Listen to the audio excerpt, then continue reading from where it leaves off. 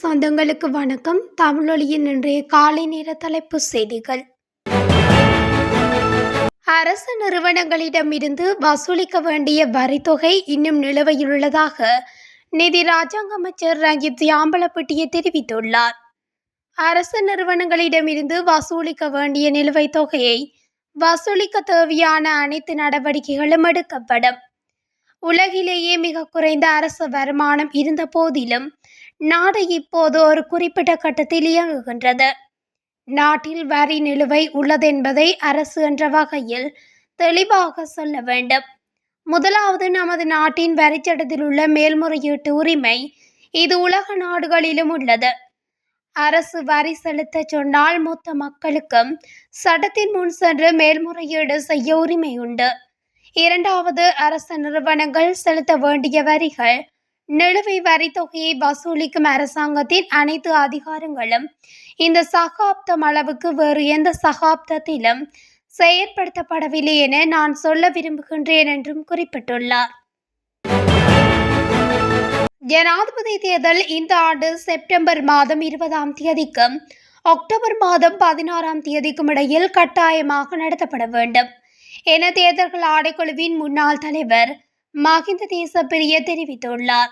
கொழும்பு தேர்தல் கண்காணிப்பு அமைப்புகள் ஏற்பாடு செய்திருந்த ஊடக சந்திப்பில் கலந்து கொண்டு கருத்து தெரிவிக்கும் போதே அவர் இவ்வாறு குறிப்பிட்டுள்ளார்.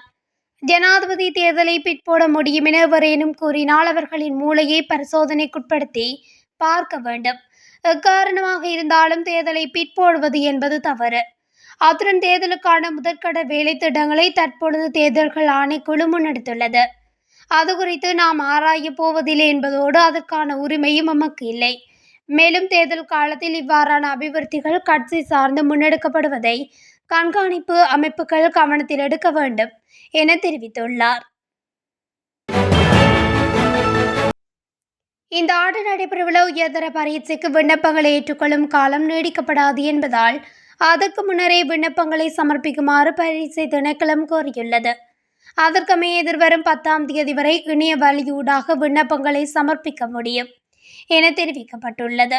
பரீட்சைகள் திணைக்களத்தின் www.donets.lk அல்லது www.onlineexamsgovernment.lk ஆகிய இணையதளங்களுக்கு சென்று விண்ணப்பங்களை அனுப்ப முடியும். மேலும் அரசு மற்றும் அரசு அங்கீகாரம் பெற்ற தனியார் பாடசாலைகளில் கல்வி பயிலும் மாணவர்கள் குறித்த பாடசாலையின் அதிபர் மூலம் விண்ணப்பங்களை நேரில் அனுப்ப வேண்டும் என கேட்டுக்கொள்ளப்பட்டுள்ளது. அத்துடன் இது தொடர்பான மேலதிக தகவல்களை பரீட்சை திணைக்களத்தின் நேரடி தொலைபேசி எண் 1911 அல்லது வழமையான தொலைபேசி எண்களுக்கு அழைப்பினை ஏற்படுத்தி பெற்றுக்கொள்ள முடியும். அதிபர் தேர்தலை இந்த வருடமே நடத்த வேண்டும் என தேர்தல் ஆணையாளர் நாயகம் சமன் ஸ்ரீ ரட்நாயக்கா தெரிவித்துள்ளார். அதிபர் தேர்தலை நடத்துவதற்கு தேவையான அடிப்படை நடவடிக்கைகள் தற்போது முன்னெடுக்கப்பட்டு வருகின்றதாகவும் அவர் குறிப்பிட்டுள்ளார். அத்துடன் அதிபர் தேர்தல் என்பது குறிப்பிட்ட காலக்கெடுவை கொண்ட தேர்தல் என்றும், இதேவேளை தேவை ஏற்பட்டால் நாடாளுமன்றத்தை கலைப்பதற்கு அரசியலமைப்பின் மூலம் ஸ்ரீலங்கா அதிபருக்கு அதிகாரம் வழங்கப்பட்டுள்ளதாக தேர்தல் ஆணையாளர் நாயகம் மேலும் தெரிவித்துள்ளார். அதிபர் தேர்தலை செப்டம்பர் மாதம் 20ஆம் தேதிக்கும் அக்டோபர் மாதம் 16ஆம் தேதிக்கும் இடையில் கட்டாயமாக நடத்த வேண்டும் என தேர்தல்கள் ஆணைக்குழுவின் முன்னாள் தலைவர் மஹிந்த தேசப்பிரிய வலியுறுத்தியுள்ளார். போயா திணுக்களில் போக்குவரத்து நெரிசல் ஏற்படும் வகையில் வாகனங்களை நிறுத்தும் சாரதிகளுக்கு எதிராக சட்ட நடவடிக்கை எடுக்கப்படும் என காவல்துறை ஊடக பேச்சாளர் நிகால் தல்துவ தெரிவித்துள்ளார். இவ்வாறு நிறுத்தப்படும் வாகனங்களை சாரதிகளின்றி காவல்துறை அதிகாரிகள் அகற்றுவார்கள் எனவும் ஊடக பேச்சாளர் குறிப்பிட்டுள்ளார். அத்துடன் அகற்றப்படும் வாகனங்களுக்காக காவல்துறை உத்தியோகத்தர்கள் செலவிடும் பணத்தை வாகன சாரதியோ அல்லது உரிமையாளரோ செலுத்த வேண்டும் எனவும் அவர் தெரிவித்துள்ளார். இதேவேளை பொசன் வலயங்கள் உள்ள பகுதிகளில் போக்குவரத்து நெரிசலை தடுக்க கிட்டத்தட்ட 27,000 சமூக காவல்துறை குழு உறுப்பினர்கள் கடமையில் ஈடுபடுத்தப்பட்டுள்ளதாகவும், பொசன் காலத்தில் மேலதிக கடமைகளுக்காக 20,000 காவல்துறையினர் ஈடுபடுத்தப்பட்டுள்ளதாகவும் அவர் குறிப்பிட்டுள்ளார். காளியாகுருச வீதியில் தெபுதனிய பகுதியில் வேன் ஒன்று பஸ் தரிப்பிடத்துடன் மோதி விபத்துக்குள்ளாகியுள்ளது. இந்த சம்பவம் நேற்று வெள்ளிக்கிழமை காலை இடம்பெற்றுள்ளது. வேன் சாரதி உறங்கியதால் இந்த விபத்து இடம்பெற்றுள்ளது. இதில் வேனில் பயணித்தவர்கள் காயமடைந்துள்ள நிலையில் வைத்தியசாலையில் அனுமதிக்கப்பட்டுள்ளனர். மேலும் வேன் மோதியதில் பஸ் தரிப்பிடம் முற்றிலும் சேதமடைந்துள்ளது. பணிப்புறக்கணிப்பு போராட்டத்தை முன்னெடுப்பதற்கு அகில இலங்கை ஒன்றிணைந்த கல்விசாரா ஊழியர்கள் சங்கம் தீர்மானித்துள்ளது. அரசு பாடசாலைகளில் உள்ள கல்விசாரா ஊழியர்களின் தொழிற்சங்க பிரச்சினைகளுக்கு அரசாங்கம் இதுவரை தீர்வு வழங்காமைக்கு எதிர்ப்பு தெரிவித்து அந்த சங்கம் பணிப்புறக்கணிப்பை மேற்கொள்ளவுள்ளது. இதற்கமைய எதிர்வரும் 24, 25 மற்றும் 26ஆம் தேதிகளில் தொழிற்சங்க போராட்டத்தை முன்னெடுக்கவுள்ளதாக அகில இலங்கை ஒன்றிணைந்த கல்விசாரா ஊழியர்கள் சங்கத்தின் தலைவர் குமுது கட்டப்பொடுகே தெரிவித்துள்ளார். இதன் போதும் எவ்வித தீர்வுகளும் முன்வைக்கப்படாவிட்டால் எதிர்காலத்தில் தொடர் தொழிற்சங்க போராட்டத்தை முன்னெடுக்கவும் தீர்மானித்துள்ளதாக அவர் குறிப்பிட்டுள்ளார்.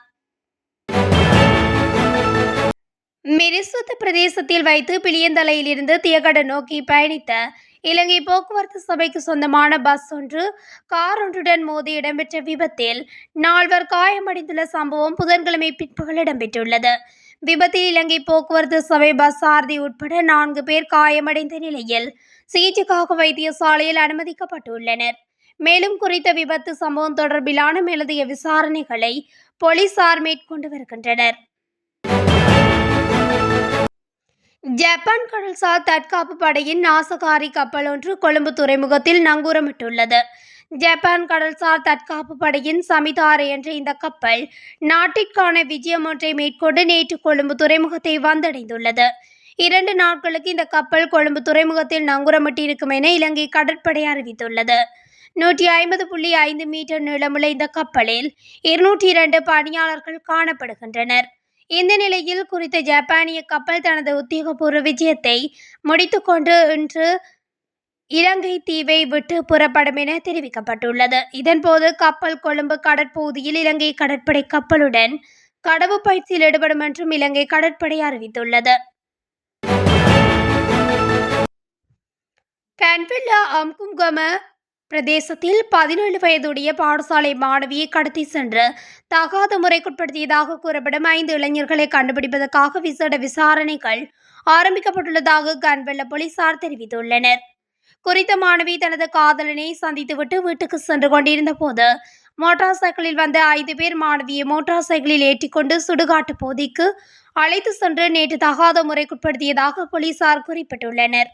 இதனையடுத்து மாணவி வழங்கிய முறைப்பாட்டிற்கமைய போலீசார் விசாரணைகளை ஆரம்பித்துள்ளனர்.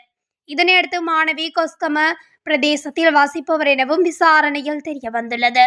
குறித்த மாணவி தனது சிறிய தாயுடன் டான்சலுக்கு செல்வதாகவும் பின்னர் தனது காதலனை சந்திக்க புத்தக கடைக்கு செல்வதாகவும் கூறியதாக போலீசார் தெரிவித்துள்ளனர். சம்பவம் தொடர்பிலான மேலதிக விசாரணைகளை கங்வெல்ல போலீசார் மேற்கொண்டு வருகின்றனர். நாடாளுமன்ற உறுப்பினர் சரத் பொன்சேகாவால் ஐக்கிய மக்கள் சக்தியில் தொடர்ந்து இருக்க முடியாவிட்டால் உடனடியாக கட்சியை விட்டு வெளியேறுமாறு சஜித் தரப்பு கோரிக்கை விடுத்துள்ளது. நாடாளுமன்றில் நேற்று சரத் பொன்சேகா முன்வைத்த கருத்துக்கள் தொடர்பில் விளக்கம் அளிக்கும் போதே ஐக்கிய மக்கள் சக்தியின் நாடாளுமன்ற உறுப்பினர் கேசா விதானகே மேற்படி தெரிவித்துள்ளார். சரத் பொன்சேகாவை சிறந்த போர் வீரர் என ஐக்கிய மக்கள் சக்தி கௌரவித்த போதும் சிரேஷ்ட தலைவர்கள் தொடர்பில் குற்றச்சாட்டுகளை முன்வைக்கின்றார் என விதானகே சுட்டிக்காட்டியுள்ளார். மேலும் கட்சியின் தலைவர் சஜித் பிரேமதாசவை கடுமையாக விமர்சிப்பது பொருத்தமான விடயமல்ல எனவும் கட்சியில் தொடர முடியாவிட்டால் உடனடியாக வெளியேறுமாறும் தெரிவித்துள்ளார். இலங்கைக்கான வெளிநாட்டு சுற்றுலா பயணிகளின் வருகை முதல் அரையாண்டு காலப்பகுதியில் 1 மில்லியனை கடக்கும் என எதிர்பார்க்கப்பட்டுள்ளது. சுற்றுலா அபிவிருத்தி அதிகார சபை வெளியிட்டுள்ள புதுப்பிக்கப்பட்ட அறிக்கையில் இந்த விடயம் தெரிவிக்கப்பட்டுள்ளது. அதன்படி இந்த மாதத்தின் முதல் 19 நாட்களில் 69,825 வெளிநாட்டு சுற்றுலா பயணிகள் நாட்டை வந்தடைந்துள்ளனர். மேலும் இந்த வருடத்தின் இதுவரையான காலப்பகுதியில் 9,66,825 சுற்றுலா பயணிகள் இலங்கையை வந்தடைந்துள்ளனர். இந்த நிலையில் இம்மாத இறுதியில் இலங்கைக்கு வரும் சுற்றுலா பயணிகளின் எண்ணிக்கை 1 மில்லியனை கடக்கும் என எதிர்பார்க்கப்படுகின்றது. இதேவேளை இந்த மாதத்தில் இந்தியாவிலிருந்தே அதிக சுற்றுலா பயணிகள் நாட்டிற்கு வந்துள்ளனர். இந்த எண்ணிக்கை 18,794 என குறித்த அறிக்கையில் சுட்டிக்காட்டப்பட்டுள்ளது. அத்துடன் சுற்றுலா பயணிகளின் வருகையில் 2வது இடத்தில் பிரித்தானியாவும், 3வது இடத்தில் சீனாவும், 4வது இடத்தில் மாலைதீவும், 5வது இடத்தில் ஆஸ்திரேலியாவும் அமைந்துள்ளன. யாழ்ப்பாணத்தில் எரியூட்டப்பட்ட நிலையில் பெண்ணொருவர் பொதுமக்களால் மீட்கப்பட்டு வைத்தியசாலையில் அனுமதிக்கப்பட்டுள்ளதாக காவல்துறையினர் தெரிவித்துள்ளனர். குறித்த சம்பவம் நேற்றிரவு யாழ்ப்பாணம் வடமராட்சி கிழக்கு வத்திராயன் பகுதியில் இடம்பெற்றுள்ளது. மருதங்கணியைச் சேர்ந்த 43 வயதுடைய பவானி என்பவரே இவ்வாறு மீட்கப்பட்டுள்ளார். சம்பவம் குறித்து தெரிய வருகையில், குறித்த நபர் நேற்றிரவு வத்திராயன் பகுதியில் உள்ள தனது வீட்டில் தனியாக உறங்கியுள்ளார். இந்நிலையில் நேற்றிரவு 10 மணியளவில் எரிகாயங்களுடன் அலறியடித்து வீட்டில் இருந்து வெளியே ஓடிவந்த வேளை பொதுமக்களால் மீட்கப்பட்டுள்ளார். பின்னர் குறித்தவன் மருதங்கடி வைத்தியசாலையில் அனுமதிக்கப்பட்டு மேலதிக சிகிச்சைக்காக மந்தியை ஊடாக யாழ்ப்பாணம் போதனா வைத்தியசாலையின் அவசர சிகிச்சை பிரிவிற்கு மாற்றப்பட்டுள்ளார். இந்நிலையில் விபத்திற்கான காரணம் இதுவரை தெரிய வரவில்லை என காவல்துறையினர் தெரிவித்துள்ளனர். சீரற்ற காலநிலையால் 10 மாவட்டங்களில் டெங்கு வேகமாக பரவி வருவதாக தேசிய டெங்கு கட்டுப்பாட்டு பிரிவு எச்சரிக்கை விடுத்துள்ளது. கடந்த 24 மணித்தியாலங்களில் 161 டெங்கு நோயாளர்கள் பதிவாகியுள்ளனர். அத்துடன் இம்மாதம் 20 நாட்களுக்குள் 2044 டெங்கு நோயாளர்கள் பதிவாகியுள்ளனர். கடந்த மே மாதத்தில் 2647 டெங்கு நோயாளர்கள் பதிவாகியிருந்த நிலையில் கடந்த மாதத்துடன் ஒப்பிடுகையில் இது அதிகரிப்பாகும். அத்துடன் 9 பேர் உயிரிழந்துள்ளதாகவும் தெரிவிக்கப்பட்டுள்ளது. இத்துடன் தமிழொலியின் இன்றைய காலை நேர தலைப்பு செய்திகள் நிறைவடைகின்றன. தொடர்ந்தும் செய்திகளை அறிந்து கொள்ள தமிழொலி ஊடகத்துடன் இணைந்திருங்கள். நன்றி.